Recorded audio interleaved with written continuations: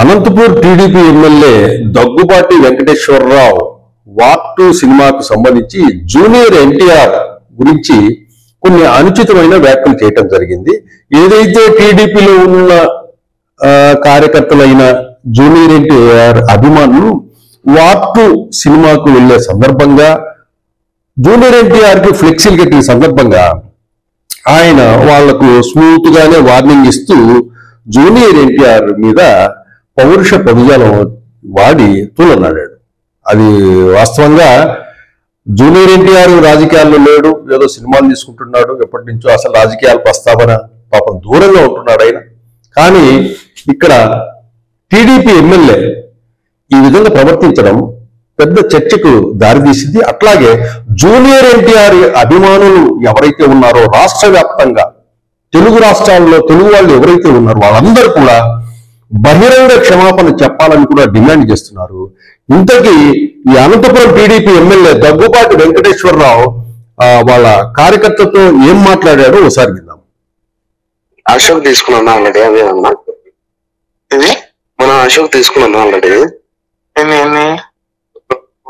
16 అంటే 16 పెట్టి చూసినాను. అప్పుడే వస్తున్నా చూడు. వస్తున్నానా? మాకు ఎట్లా పోతారు మీరు? తప్పగా నా ముందు నుంచి నా ఫ్యాన్స్ మాకి ఎట్లా పోతారు అంట. నిన్న లోకేష్ సార్ ఇబ్బంది పెడితే అట్లా లోకేష్ సార్ వాళ్ళు మాట్లాడితే ఎట్లా పోతారు మాకు? మీరు ముందు నుంచి కూలికి పోండి. పోతాం సినిమాకి ఎట్లా పోతారప్ప? ముందు నుంచి ఫ్యాన్స్ పార్టీలో కలిసి రావాలి కదా, లోకేష్ కలిసి రావాలి కదా. ముందు నుంచి రాలేదు. అయ్యా ఆ సినిమా కాలుస్తాము, నువ్వు వేపించుకో. ముందు నుంచి వేపించుకో, నువ్వు వేపించుకో. కాల్చి పడదని పోతే అనుకో. మనమే సినిమా మనకు సంబంధం ఏం లేదా? నువ్వు ఎట్లా వేపిస్తావయ్యా? మనమే నేర్పిస్తామా? కానా ఆ రీలు రాదు.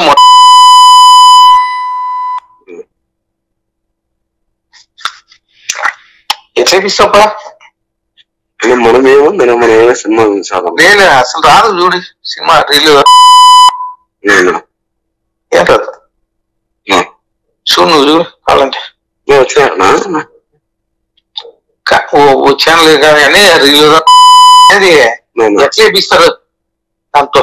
మనమే వాళ్ళు సినిమా ఎట్లా వేపిస్తారు అంట.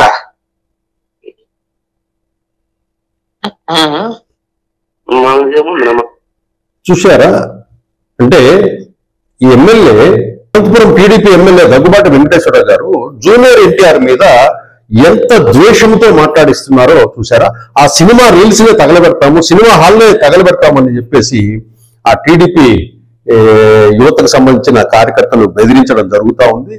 ఇవన్నీ సోషల్ మీడియాలో కూడా చక్కర్లు కొడుతున్నాయి.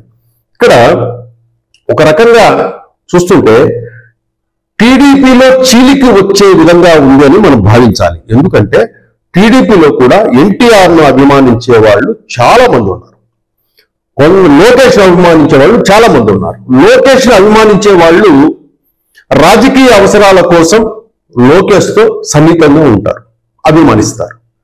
రాజకీయాలతో అవసరాలు లేని వాళ్ళంతా జూనియర్ ఎన్టీఆర్ని అభిమానిస్తారు. ఇప్పుడు ఈ ఇష్యూ రేపు పెద్దదైతే గతంలోనే జూనియర్ ఎన్టీఆర్కి సంబంధించిన కొన్ని సినిమాలను అప్పట్లో టీడీపీ ప్రభుత్వంలో రిలీజ్ అయినప్పుడు సినిమా థియేటర్స్ దొరకకుండా టీడీపీ వాళ్ళు నారా లోకేష్ ఈ విధంగా ఇబ్బందులు పెడుతున్నారని కూడా అప్పట్లో వార్తలు వచ్చాయి కొన్నేళ్ల క్రితం. తర్వాత సోషల్ మీడియాలో జూనియర్ ఎన్టీఆర్ మీద ఒక రకమైన ప్రచారం చేశారనే వార్తలు కూడా వచ్చాయి. ఇప్పుడు లోకేష్ గారు ఏమైనా టీడీపీ ఎమ్మెల్యేలకి ఆదేశాలు ఏమైనా ఇచ్చాడా అంటే వార్ 2 సినిమా జూనియర్ ఎన్టీఆర్ సంబంధించిన వార్ 2 సినిమా అక్కడికి రానివ్వకుండా, ఆ థియేటర్స్ లో ప్రదర్శింపబడకుండా మీరు అడ్డుకోవాలి, అక్కడ క్యాడర్ను వార్నింగ్ ఇవ్వాలి, బెదిరించాలి, ఆ సినిమాకు వెళ్లకుండా చేయాలని నారా లోకేష్ గారు ఏమైనా ఆదేశాలు ఇచ్చారా? అది క్లారిటీ ఇవ్వాల్సిన బాధ్యత నారా లోకేష్ గారికి కూడా ఉంది. ఎందుకంటే ఈ మీ పార్టీ కార్యకర్తలు మీ పార్టీ ఎమ్మెల్యేలే కాబట్టి అది నాకు సంబంధం లేదనైనా చెప్పాలి, లేదా అట్లా చేయడం తప్పునన్నా నారా లోకేష్ గారు దాన్ని ఖండించాలి.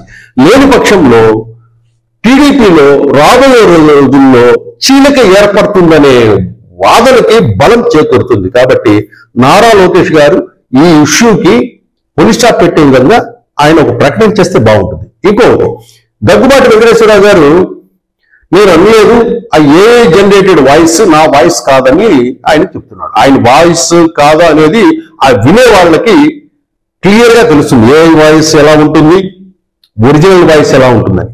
ఒకవేళ దగ్గుబాటి వెంకటేశ్వరరావు గారు ఏఐ వాయిస్ అని వాదించే పక్షంలో మీరు పోలీస్ కంప్లైంట్ ఇచ్చి ఈ వాయిస్ ని ల్యాబ్కు పంపించి టెస్ట్ చేయించి, అంటే మళ్ళీ అప్పటికి మళ్ళీ టెస్టులు మార్చే పరిస్థితి ఉంటుంది కాబట్టి ప్రైవేట్ ఏజెన్సీ ద్వారా మీరు టెస్ట్ చేయించి అది వాస్తవమా కాదా అని చెప్పేసి ఒక ప్రైవేట్ సంస్థకు అప్పగిస్తే 2-3 రోజుల్లో ఆ వాయిస్ మీద కాదా, ఆ కాన్వర్జేషన్ మీద కాదా అని చెప్పేసి ఒక క్లారిటీ వస్తుంది. అప్పుడు మీరు ఏదైతే జూనియర్ ఎన్టీఆర్ అభిమానులు బహిరంగంగా బయటకు వచ్చి క్షమాపణ చెప్పాలని కోరుతున్నారో అప్పుడు మీరు బహిరంగంగా బయటికి వచ్చి క్షమాపణ చెప్పాలి.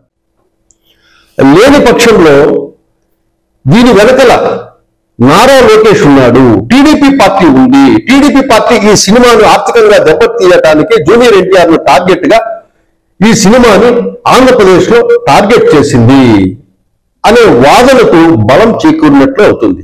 ఏదేమైనా కూడా ఇప్పుడున్న పరిస్థితుల్లో జూనియర్ ఎన్టీఆర్ అసలు ఈ ప్రత్యక్ష రాజకీయాల్లో లేడు, రాజకీయాల గురించి మాట్లాడే స్థితిలో లేడు, కంప్లీట్ ఆయన సినిమాలే ఉన్నాడు. కాబట్టి రేపు ప్రజల్లో కూడా జూనియర్ ఎన్టీఆర్ వైపు ప్రస్తుతం ఆయన వైపు సానుభూతిగా చూస్తున్నారు ప్రజలు కూడా.